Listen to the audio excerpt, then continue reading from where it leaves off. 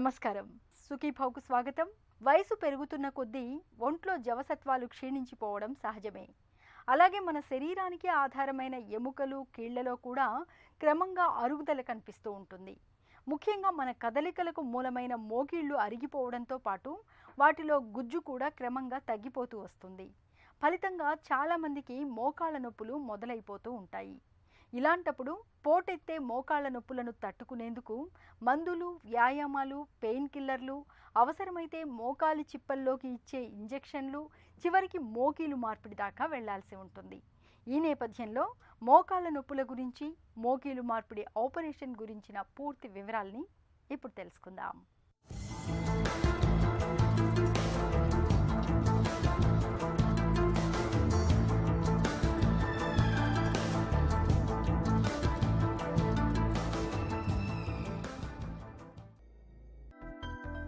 మోకాలు ఒక అద్భుతమైన అమరిక. శరీరం బరువును ఎక్కువగా తీసుకొని మనిషి నిలబడటానికి అవసరమైన అవయవం. అత్యంత సంక్లిష్టమైన నిర్మాణం కూడా. రోజువారీ కార్యక్రమాల్లో మనకు తెలియకుండానే దాన్ని అనేక రకాలుగా ఉపయోగిస్తూ ఉంటాం. శరీరం బరువులో అత్యధిక భాగం దానిపై పడటం, విచక్షణారహితంగా దాన్ని ఉపయోగించటం వల్ల దానిపై పడే భారం కూడా ఎక్కువే. ఇటీవల పెరుగుతున్న స్థూలకాయం, బహుళ అంతస్తులలో నివాసం, ఎగుడు దిగుడు ప్రాంతాల్లో నడక వంటి కారణాలతో మోకాలిలో నొప్పి సమస్య పెరుగుతోంది. ఫలితంగా కొద్ది దూరం నడవటం, కాసేపు స్థిమితంగా కూర్చోవటం, సులువుగా పైకి లేవటం, మెట్లెక్కడం వంటి చిన్న చిన్న పనులే మన పాలిట అతి పెద్ద కష్టాలుగా మారుతున్నాయి. వేధించే మొండి మోకాలు నొప్పులకు అధిక బరువు మొదలుగని కీళ్లలో కార్టిలేజ్ కణజాలం తరిగిపోవటం వంటి చాలా కారణాలే కనిపిస్తాయని చెబుతారు డాక్టర్లు. మోకాళ్ళు అరగడానికి సాధారణంగా 2 రకాల కారణాలు ఉంటాయి. ఒకటి ప్రైమరీ ఆస్టియోఆర్థరైటిస్ అంటారు, ఇది వయసుతో పాటు వస్తుంది. రెండో రకమైనవి కీళ్ళ నొప్పులు, ఫ్రాక్చర్స్ వల్ల మరియు ఇన్ఫెక్షన్స్ వల్ల వస్తాయి. కీళ్ళ నొప్పుల వల్ల వచ్చే వాటిని మనము రుమటాయిడ్ ఆర్థరైటిస్ అని కానీ, సిరోనెగటివ్ రుమటాయిడ్ ఆర్థరైటిస్ అని కానీ అంటాము. ఫ్రాక్చర్స్ వల్ల కొన్నిసార్లు కీళ్ళల్లో ఫ్రాక్చర్స్ అయినప్పుడు అవి కరెక్ట్గా ఆపరేషన్ కానప్పుడు మనకు వచ్చే వాటిని secondary osteoarthritis because of trauma అంటాము. మూడో రకమైనవి ఏంటంటే ఇన్ఫెక్షన్స్, అంటే చీము రావడం వల్ల, టీబీ రావడం వల్ల కూడా మన జాయింట్స్ ఖరాబ్ అయ్యి ఆర్థరైటిస్ డెవలప్ అవుతుంది. కానీ వీటిలో ప్రధానంగా వయసుతో పాటు వచ్చేది మరియు కీళ్ళ నొప్పుల వల్ల వచ్చేది ఎక్కువగా ఉంటుంది. మనకు అరుగుదల అనేది ప్రధానంగా 5 స్టేజ్ల్లో ఉంటుంది. మొదటి స్టేజ్లో మనకు నొప్పి ఉంటుంది కానీ ఎక్స్రేలో పెద్దగా మార్పులు ఉండవు. ఎక్స్రేలో మనం చూసినట్టయితే కొంచెం చిన్న ఆస్టియోఫైట్స్ అంటాము, అలాంటివి ఉంటవి, అవి చాలా తక్కువగా కనిపిస్తుంటవి. రెండో స్టేజ్కి వచ్చినప్పుడు ఏంటంటే గ్యాప్ అనేది తగ్గుతుంది. యాక్చువల్లీ చాలామంది గ్యాప్ పెరుగుతుంది అంటారు. ఈ మోకాల్లో తీసుకున్నట్టయితే మనకు తొడెముకకు కాలెముకకు మధ్యలో వాషర్స్ అంటే మెనిస్కస్ ఉంటుంది మరియు కార్టిలేజ్ ఉంటుంది. ఈ కార్టిలేజ్ మరియు మెనిస్కస్ అనేవి మనకి ఎక్స్రేలో కనబడవు. కాబట్టి తొడెముకకు కాలెముకకు మధ్యలో మనకు 4 మిల్లీమీటర్స్ గ్యాప్ ఉంటుంది.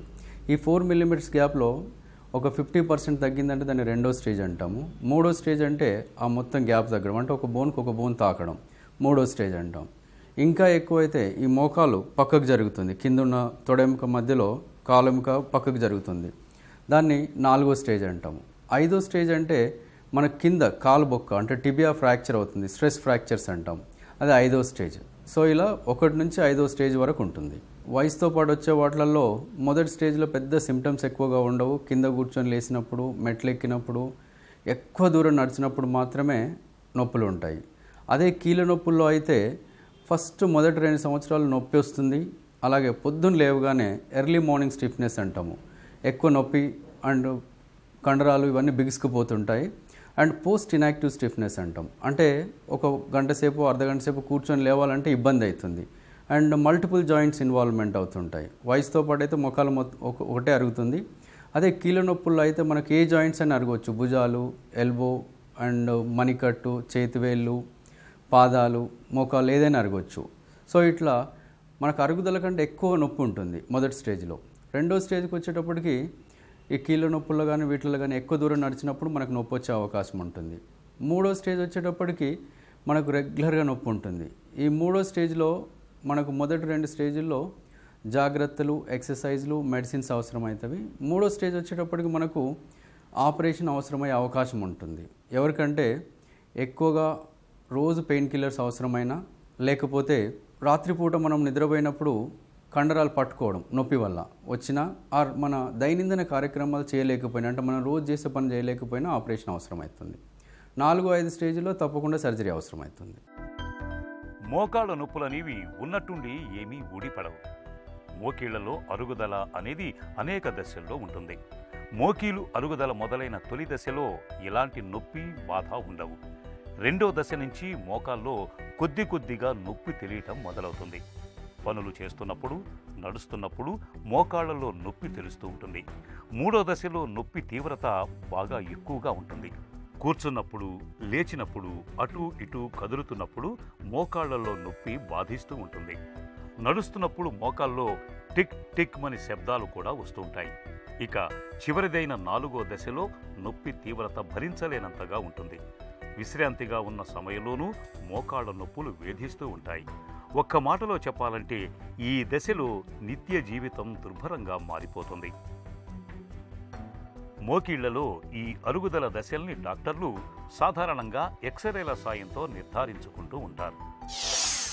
మోకాళ్ళ నొప్పి కానీ ఏదైనా నొప్పి వచ్చిందంటే దానికి 100 కారణాలు వెతకడం కంటే అది దేనివల్ల వచ్చిందనేది ప్రధానంగా తెలుసుకోవాలి. మనకు వయసుతో పాటు వచ్చిందా, కీళ్ళ నొప్పుల వల్ల వచ్చిందా, ఇన్ఫెక్షన్ వల్ల వచ్చిందా, ఏ స్టేజ్లో ఉంది అంటే ఏదైనా దానికి మనం ఒక చికిత్స చేయాలి అంటే ప్రధానంగా దాన్ని డయాగ్నోసిస్ చేయాలి. సో ఈ డయాగ్నోసిస్ చేసినప్పుడు ఒక్కొక్క దానికి ఒక ట్రీట్మెంట్ ఉంటుంది. ఇప్పుడు వయసుతో పాటు వచ్చిన దాన్ని ఆస్టియో ఆర్థరైటిస్ అంటాము. ఆస్టియో ఆర్థరైటిస్కి మనకు ఎక్సర్సైజెస్, జాగ్రత్తలు అంటే కింద కూర్చోవడం తగ్గించుకోవాలి, మెట్లు ఎక్కడం దిగడం తగ్గించుకోవాలి, వెస్ట్రన్ టాయిలెట్ వాడాలి అండ్ రెగ్యులర్గా ఎక్సర్సైజ్ చేయడం వల్ల తక్కువ మందులు వాడడము, ఎప్పుడో ఒకసారి మొఖాల గుజ్జు పెంచే మెడిసిన్స్ వాడచ్చు. అదే రెండో రకం చేసినప్పుడు కీళ్ళ నొప్పులు. ఈ కీళ్ళ నొప్పులకి ఏంటంటే డయాగ్నోసిస్ చేసిన తర్వాత ప్రధానంగా వీటి ట్రీట్మెంట్ వచ్చి మెడిసిన్సే ఉంటాయి.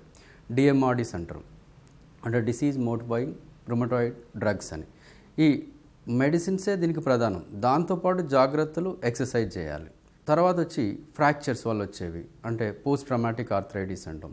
వీటిని వచ్చిన తర్వాత కాకుండా రాకముందే ప్రివెంట్ చేయాలి. సాధారణంగా మన కీళ్ళల్లో ఫ్రాక్చర్ అయినప్పుడు ఏంటంటే వాటికి కరెక్ట్గా ఆపరేట్ చేయడం వల్ల మనము పోస్ట్ ట్రామాటిక్ ఆర్థరైటిస్ని తగ్గించవచ్చు. సో తర్వాత వచ్చి ఇన్ఫెక్షన్స్ వెరీ రేర్గా వస్తుంటవి. ఇంతకుముందు పాతకాలంలో ఎక్కువగా ఉండేవి, బట్ ఇప్పుడు తక్కువగా ఉన్నవి. మనకు బ్యాక్టీరియల్ ఇన్ఫెక్షన్స్ కానీ, టీబీ ఇన్ఫెక్షన్స్ కానీ వచ్చినప్పుడు వాటిని ఎంత తొందరగా గుర్తించి వాటికి ట్రీట్మెంట్ చేస్తే దానికి ఆర్థరైటిస్ రాకుండా ఆపచ్చు. ఒకసారి వచ్చిన తర్వాత మాత్రం వాటికి ఒక్కొక్క దానికి ఒక రకమైన ట్రీట్మెంట్ ఉంటుంది. సో దాంతోపాటు మనము ఎప్పుడైతే ఈ నీ క్యాప్స్ అనేవి సాధారణంగా ఉపయోగపడుతుంది. అవి ఏంటంటే ఇప్పుడు మనం ఒక వ్యక్తి నడవడానికి కష్టమైనప్పుడు కట్టబట్టుకుంటే వాళ్ళకి ఎలాగ సపోర్ట్ వస్తుందో అలాగే మోకాలకు నొప్పి వచ్చినప్పుడు నీ క్యాప్ వేసుకోవడం వల్ల కొంచెం సపోర్ట్ వస్తుంది. సో ఇదేంటంటే మనం నడుస్తున్నప్పుడు, బయటికి వెళ్ళినప్పుడు నీ క్యాప్స్ వేసుకోవాలి. బట్ పడుకున్నప్పుడు, కూర్చున్నప్పుడు నీ క్యాప్స్ వేసుకోవడం వల్ల ఇబ్బంది ఏంటంటే కాలు వాపు వస్తుంది, ఆ వాపు వచ్చి పాదం వాపు వస్తుంది. సో కాబట్టి నడుస్తున్నప్పుడు మాత్రమే నీ క్యాప్స్ వేసుకోవాలి. మోకీలు మార్పిడికి సంబంధించి ఇవాళ మనకు ఎలాంటి కృత్రిమ కీళ్ళు అందుబాటులో ఉన్నాయి? కృత్రిమ కీళ్లతో ఉన్న కష్ట నష్టాలేంటి? మోకీలు మార్పిడికి ఎంతవరకు ఖర్చు అవుతుంది? సర్జరీ తర్వాత సమస్యలు ఏమైనా ఎదురవుతాయా? మోకీలు మార్పిడి సర్జరీ గురించిన మరిన్ని వివరాలను ఇప్పుడు తెలుసుకుందాం.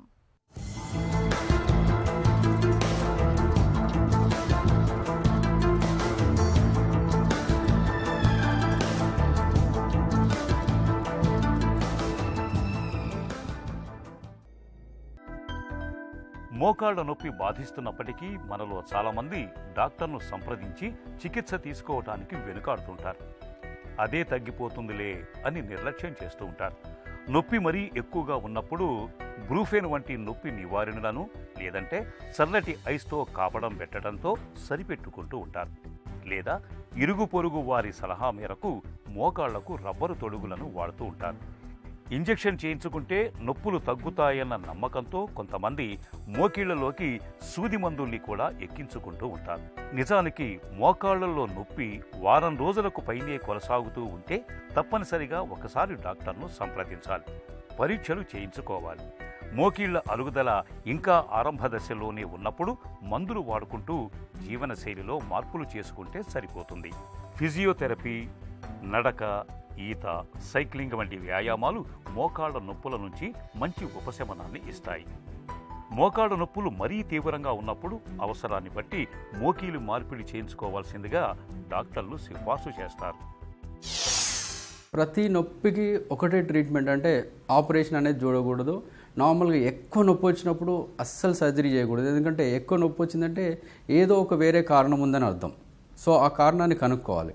నార్మల్గా మనం ఆపరేషన్ ఎప్పుడు చేస్తామంటే 3వ స్టేజ్లో ఉన్నప్పుడు, అంటే మనం ఎక్స్రే తీసుకుంటే తొడ ఎముక కాలు ఎముక మధ్యలో గ్యాప్ కంప్లీట్గా తగ్గిన తర్వాత 3 లక్షణాల్లో ఏదో ఒకటి ఉన్నప్పుడు, అంటే మనకు నొప్పి తగ్గడానికి ప్రతిరోజు పెయిన్ కిల్లర్స్ అవసరమైన, లేదా రాత్రి నిద్రలో కాలు పట్టేయడం, అంటే నిద్రలో మజిల్ క్రాంప్స్ రావడము. సో 3వది వచ్చి మన దైనందిన కార్యక్రమాలు చేసుకోలేకపోవడం, అంటే మనం రోజు పని చేయాలి, అంటే వాకింగ్ చేయాలి, సో నడవడము ఇవన్నీ చేయలేకపోతున్నామంటే 3వ స్టేజ్లో ఆపరేషన్ అవసరం అవుతుంది. 4-5 స్టేజ్లో తప్పకుండా ఆపరేషన్ చేసుకోవాల్సి వస్తుంది. అయితే ఈ 3వ స్టేజ్లో కానీ 4వ స్టేజ్లో ఆపరేట్ చేసేటప్పుడు ప్రధానంగా చూసుకోవాల్సింది ఏంటంటే 60-65 సంవత్సరాల తర్వాత వచ్చే వాళ్ళకు ఆస్టియో ఆర్థరైటిస్ వస్తుంది కాబట్టి వాళ్ళకు పరీక్షలు చేసి ఆపరేషన్ చేయొచ్చు. అదే 50-55 సంవత్సరాల లోపల ఉన్న వాళ్ళ అరుగుదల ఉంటే వాళ్ళకి ఆపరేషన్ కంటే ముందు ప్రధానంగా చూసుకోవాల్సింది ఏంటంటే ఆ వయసులో అరిగిందంటే కీళ్ళ నొప్పులు ఉండే అవకాశం ఉంటుంది. కాబట్టి వాళ్ళ కీళ్ళ నొప్పులను గుర్తించి దానికి ట్రీట్మెంట్ పెట్టిన తర్వాత ఆపరేషన్ చేయడం వల్ల వాళ్ళకు చాలా లాభం ఉంటుంది, లేకపోతే ఇంకా నొప్పులు ఎక్కువ అవకాశం ఉంటుంది. సాధారణంగా మోకాలు మార్పిడి అంటే కొంతమంది ఫోన్ చేసి అడుగుతుంటారు నీ ట్రాన్స్ప్లాంట్ అని. ట్రాన్స్ప్లాంట్కు రిప్లేస్మెంట్కు చాలా డిఫరెన్స్ ఉంటుంది. ట్రాన్స్ప్లాంట్ అంటే ఇప్పుడు కిడ్నీ ట్రాన్స్ప్లాంట్, కిడ్నీ మొత్తం తీసి మొత్తం పెడతారు. ఈ మోకాలు మార్పిడిలో ఏంటంటే యాక్చువల్లీ రీసర్ఫేసింగ్ అంటాము. అంటే మన మోకాలు మొత్తం అలాగే ఉంటుంది, కండరాలు అన్నీ అలాగే ఉంటాయి. బట్ దానిలో అరిగిపోయిన కార్టిలేజ్ని ఈ మెనిస్కస్ ప్లేస్లో, అంటే వాషర్స్ ఏవైతే అరిగిపోతాయో వాటిని మాత్రమే రీప్లేస్ చేస్తాము. సో దానివల్ల మనం 2వ రోజు నుంచి కానీ మొదటి రోజు నుంచి నడవడానికి వీలవుతుంది. ఎందుకంటే మనం న్యాచురల్గా ఉండాల్సిన మోకాలు మొత్తం మనకే ఉంటుంది, దానిలో బేరింగ్స్ మాత్రమే మారుస్తాం. నార్మల్గా మన ఇల్లు ఎలా కడతామో అలాగే మన జాయింట్స్ కూడా అలాగే ఉంటాయి. తుంటి నుంచి మోకాల మీదుగా మనం అరికాల్లోకి ఒక గీత గీసినప్పుడు అది స్ట్రెయిట్ లైన్లో ఉండాలి. మనకు వయసుతో పాటు అరిగినప్పుడు ఏమైందంటే ఆ స్ట్రెయిట్ లైన్ పక్కకు జరుగుతుందన్నమాట, వంకర అవుతుంది. మీరు వంకర కాలు చూస్తుంటారు. సో మళ్ళీ మేము ఆపరేట్ చేసేటప్పుడు ఏంటంటే దాన్ని స్ట్రెయిట్ లైన్లోకి తీసుకురావడానికి సో ఎక్కడెక్కడ ఎంత కట్ చేయాలన్నది చూస్తుంటాం. ఒక బోన్ ఒక యాంగిల్లో అట్లా కట్ చేస్తూ పోవాలి. సో ఇది కన్వెన్షనల్గా చేసినప్పుడు ఆల్మోస్ట్ మనం అంటే రెగ్యులర్గా ఇన్స్ట్రుమెంట్స్తో 95-97% వరకు అక్యురేట్గా చేయగలుగుతాం. అదే ఈ కంప్యూటర్ నావిగేషన్ రోబోటిక్స్ వల్ల ఇంకొక 99% వరకు మనం అక్యురేట్గా చేయడానికి వీలవుతుంది యాంగిల్స్లో. సో ఇట్స్ మార్జినల్ డిఫరెన్స్ ఉంటుంది మనము కంప్యూటర్ నావిగేషన్లో కానీ లేదంటే రోబోటిక్ సర్జరీలో చేసినప్పుడు. బట్ వీటన్నిటికంటే ప్రధానమైనది ఏంటంటే మనము డయాగ్నోసిస్ ప్రాపర్గా చేయడం ద్వారానే మన ఆపరేషన్ సక్సెస్ రేట్ ఎక్కువగా ఉంటుంది. నీ రీప్లేస్మెంట్కి వచ్చేసి ఏంటంటే ఆల్మోస్ట్ లాస్ట్ 15 ఇయర్స్లో ఇంప్లాంట్స్ స్టాండర్డైజ్ అయిపోయాయి. ఇప్పుడు ఈ 15 సంవత్సరాల్లో చిన్న చిన్న మార్పులు మాత్రమే వస్తున్నాయి. అంటే డిజైన్స్ అవన్నీ 15 ఇయర్స్ బ్యాక్ వరకే ఓకే అయిపోయినవి. ఇప్పుడు ఏంటంటే ఇప్పుడు కొత్తగా వచ్చిన వాటిలలో గోల్డ్ నీ అంటాం. అంటే మనకు సేమ్ పరికరము అంతా సేమ్ ఉంటుంది, బట్ దాని మీద కోటింగ్ మాత్రము టైటానియం కోటింగ్ వస్తుంది. ఈ టైటానియం కోటింగ్ ఏంటంటే మన మోకాల లోపల ఉండే సైనోవియల్ ఫ్లూయిడ్కి దానికి సిమిలారిటీస్ ఎక్కువ ఉండడం వల్ల కొంచెం ఎక్కువ రోజులు వస్తుంది అనేది ఒక ఆలోచన. సో అలాంటి చిన్న చిన్న మార్పులు మాత్రమే ఉన్నవి. వీటి వల్ల పెద్దగా నష్టాలు ఏం లేవు, ఎందుకంటే లాస్ట్ 25 ఇయర్స్ నుంచి మోకాళ్ళ మార్పిడి హైలీ సక్సెస్ఫుల్ సర్జరీ అయిపోయింది. సో పెద్దగా నష్టాలంటూ ఇవి పరికరాలతో ఏమీ లేవు. మోకాళ్ళ నొప్పులు మరీ దారుణంగా తయారై కదలికలు మరీ కష్టమైపోతే మోకీలు మార్పిడి అవసరం పడుతుంది. ఆధునికంగా వచ్చిన మోకీలు మార్పిడి చికిత్స అత్యంత ప్రామాణికమైంది. ఈ సర్జరీలో భాగంగా అరిగిపోయిన కార్టిలేజ్ను తొలగించి కృత్రిమ కీలును అమరుస్తారు. ఒక పక్క స్టీలుతోనూ మరో పక్క ప్లాస్టిక్తోనూ ఉండే ఈ కృత్రిమ కీలు ఎంతో దృఢంగా ఉంటుంది. ఒకప్పుడు కోబాల్ట్ క్రోమ్తో తయారైన కృత్రిమ కీళ్లను మాత్రమే వాడేవాళ్ళు. ఇవాళ ఆక్సీనియంతో తయారైన సుమారు 20 ఏళ్లకు పైగా మన్నే అత్యాధునిక కీళ్లు అందుబాటులోకి వచ్చాయి. సర్జరీ విధానంలోనూ ఒకప్పటితో పోలిస్తే ఇవాళ అనుకూలమైన మార్పులు చాలానే వచ్చాయి. తక్కువ కోతతోనే కీలు మార్పిడి పూర్తయిపోతుంది. కీళ్ల మధ్య రాపిడిని తట్టుకునేందుకు అమర్చే ప్లాస్టిక్ పదార్థంలో ఇవాళ జీవితాంతం మన్నే హైలీ క్రాస్ లింక్డ్ పాలిఎథిలీన్ అనే ప్లాస్టిక్ పదార్థాన్ని వాడుతున్నారు. మోకాలి సైజు నిర్మాణాలను సిటీ స్కాన్లో ఖచ్చితమైన లెక్కలతో నిర్ధారించి ఆ కొలతలకు అనుగుణంగా మోకీళ్లను తయారు చేసే ఆధునిక ప్రక్రియలు కూడా ఇప్పుడు అందుబాటులోకి వచ్చాయి.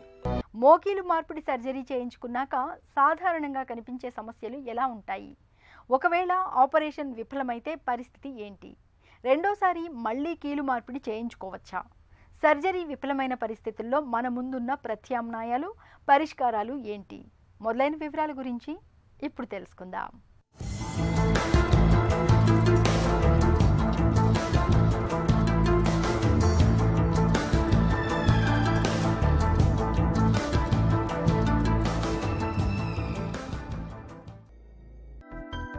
మోకాళ్ల నొప్పుల బెడదను శాశ్వతంగా వదిలించే మోకీలు మార్పిడి సర్జరీపై మనలో చాలామందిలో చాలా నమ్మకాలు, అపోహలు ప్రచారంలో ఉన్నాయి.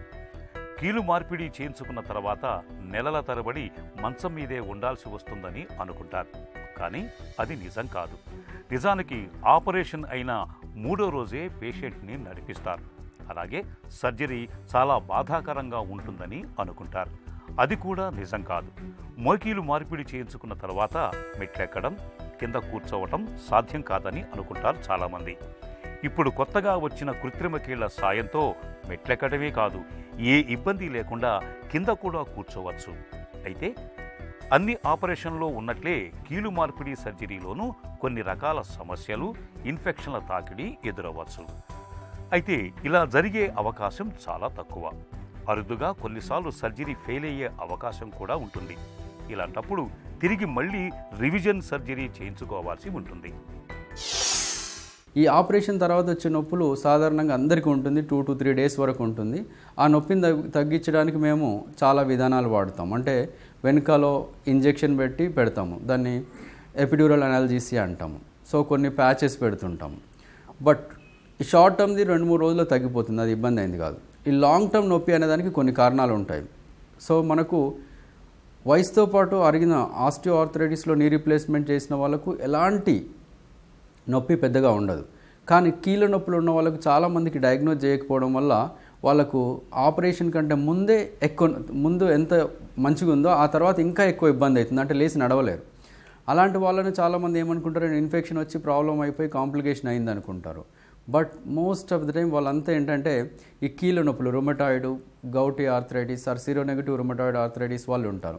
అలాంటి వాళ్ళకు నొప్పులు వస్తే అప్పుడైనా సరే వాళ్ళకు కీళ్ళ నొప్పులు ఉన్నాయని చెక్ చేసుకొని మందులు వాడడం వల్ల 99% మంచిగా అయిపోతారు. ఇన్ఫెక్షన్ అనేది వెరీ రేర్గా వస్తుంది. సో ఇంకో రకమైన నొప్పి ఇన్ఫెక్షన్ వల్ల.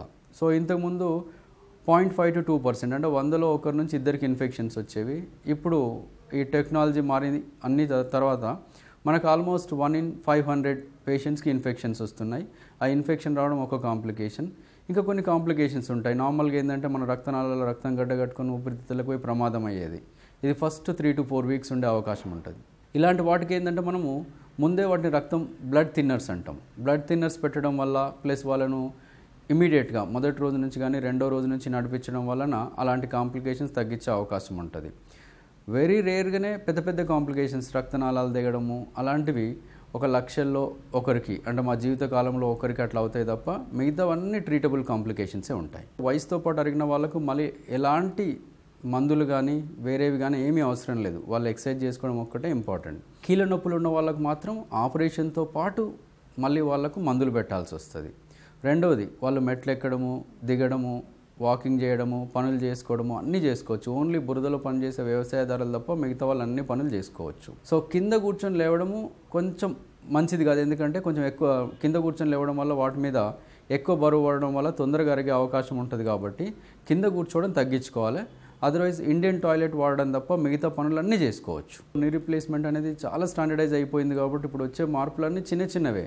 సో అంటే పరికరం మీద కాన్సెప్ట్ చేంజ్ అవ్వడము, టైటానియం పూత రావడం, దాన్ని గోల్డ్ని అంటారు. ప్లస్ రెండవది వచ్చి ఈ రోబోటిక్స్ కూడా ఇప్పుడు ఇంకా ఎర్లీ స్టేజ్లోనే ఉంది. సో చిన్న మార్పులే వచ్చినవి. బట్ ఎప్పుడైనా లేటెస్ట్ వాటికంటే స్టాండర్డైజ్డ్ అన్నది చాలా ఇంపార్టెంట్. మోకాలు మార్పిడి అనేది 15 సంవత్సరాల నుంచి హైలీ స్టాండర్డైజ్ అయింది. కాబట్టి చిన్న మార్పులు మాత్రమే వచ్చాయి ఇప్పుడు. మోకీలు మార్పిడి అనంతరం మోకాళ్ళ నొప్పులు చాలా వరకు తగ్గిపోతాయి. కృత్రిమ కీలు మన్నికను బట్టి సుమారు 20 నుంచి 30 ఏళ్ల పాటు మోకాళ్ల నొప్పుల బెడద లేకుండా హాయిగా జీవనం సాగించవచ్చు. ఈ కాలంలో తిరిగి మోకాళ్లలో నొప్పుల వంటి సమస్యలు తలెత్తకుండా జీవనశైలిలో తగిన జాగ్రత్తలు తీసుకోవాలి. ముఖ్యంగా బరువును అదుపులో ఉంచుకోవాలి. నిత్యం నడక, ఈత, సైక్లింగ్ వంటి వ్యాయామాలను ఒక అలవాటుగా మార్చుకోవాలి. మోకాళ్లను అతిగా ఉపయోగించకూడదు. అకస్మాత్తుగా కదలటం, మోకాళ్లపై భారం పెంచే పనులకు దూరంగా ఉండాలి. ఈ జాగ్రత్తలు మోకీలు మార్పిడి జరిగిన వాళ్ళకే కాదు, మోకాళ్ల నొప్పులు ఇంకా మొదలవని వాళ్లకు కూడా ఎంతో ప్రయోజనకరంగా ఉంటాయి. మలి వయసు జీవనాన్ని దుర్భరంగా మార్చే మొండి మోకాళ్ల నొప్పులకు తొలి దశల్లో అయితే చక్కటి మందులు ఇవాళ అందుబాటులో ఉన్నాయి. మోకీళ్లు బాగా అరిగిపోయినప్పుడు చివరి పరిష్కారంగా కీలు మార్పిడి సర్జరీ చేయించుకోవడం అన్ని విధాలా మేలు. మోకీలు మార్పిడి చేయించుకోవడం ద్వారా పోటెత్తే మోకాళ్ల నొప్పుల బెడదను శాశ్వతంగా వదిలించుకోవచ్చు. తిరిగి రేపటి సుఖీభవలో కలుసుకుందాం. సుఖీభవ కార్యక్రమానికి సంబంధించిన మీ విలువైన సూచనలు, సలహాలను వెంటనే మాకు రాయండి. మా చిరునామా Sukhibhava, ETV, Ramoji film city, Hyderabad 501512 లేదా sukhibhava@etv.co.in కు ఈమెయిల్ చేయండి.